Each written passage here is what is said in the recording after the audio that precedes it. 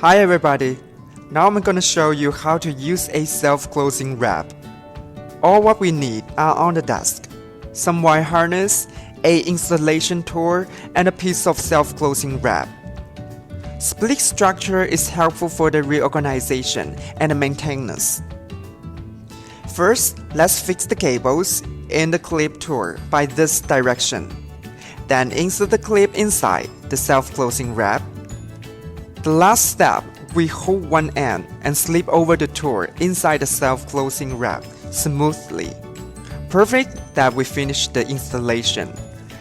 Now the cable is more tightness with better abrasion resistance.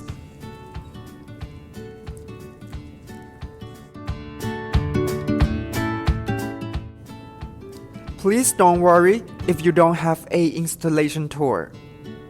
We can install the self-closing wrap on the cables easily by hands. First step, let's open the cable wrap, then put all the cables inside the wrap. It will end like this.